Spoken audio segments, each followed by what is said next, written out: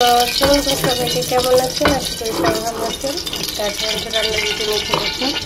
আজকে রান্না করে পাবদা মাছ ভুনা, যেখানে এখানে আমি হলুদ মরিচ লবণ দিয়ে মেখে রাখছি। পাবদা মাছ ভুনা করবো, যেখানে কড়াইতে তেলটা দিয়ে দিলাম।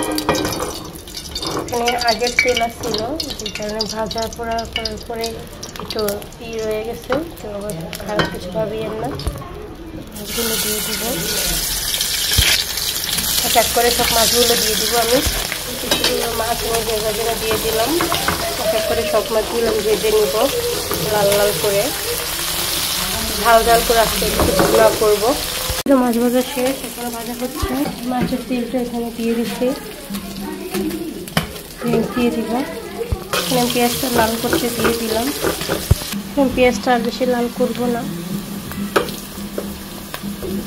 এখন পরিমাণ মতো পানি দিয়ে দিব মশলাটা কষানোর জন্য।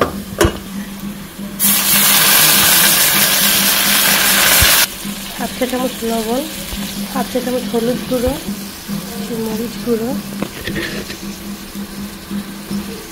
3 চামচ দিলাম মরিচ গুঁড়ো। অনেক ঝাল ঝাল করে ভুনাটা করবো, ঝাল করে ভুনা করবো, যে কারণে আমি 3 চামচ দিলাম। এখানে আমি গ্যাসের আঁচটা বাড়িয়ে দিচ্ছি, ঢেকে ঢেকে মশলাটা কষাবো। এখানে আমার মশলাটা কষানো হয়ে গেছে। এখন আমি পরিমাণ মতো পানি দিয়ে দিব, দিয়ে দিলাম পরিমাণ মতো পানি। এখন পানিটা উতলে আসার জন্য একটু ঢেকে দিব। আমার এখানে ঝোলটা উতলে আসছে। এখন আমি মাছগুলো দিয়ে দিব,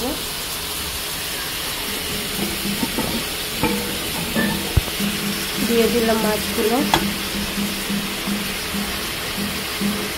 এখানে একটু ঢেকে দিব, মাছের ভিতরে যেন মশলাগুলো সব যায় আস্তে আস্তে করে। পাবদা মাছ ঝাল ঝাল করে ভুনা দেবো। কয়েকটা ছিঁড়া কাঁচামরিচ দিয়ে দিচ্ছি,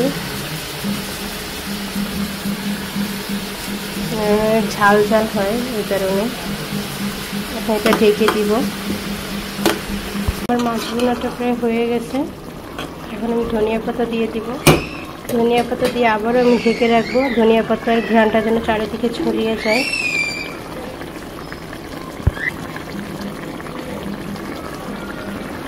হালকা ধনিয়া পাতাগুলো ভিতরে দিয়ে দিব।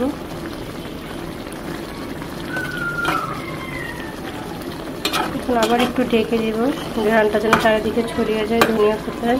দেখেন কতটা সুন্দর কালার আসছে। আপনাদের কাছে কেমন লাগছে অবশ্যই কমেন্টের মাধ্যমে জানিয়ে যাবেন। আর কে ঝাল খেতে পছন্দ করেন তাও বলে যাবেন।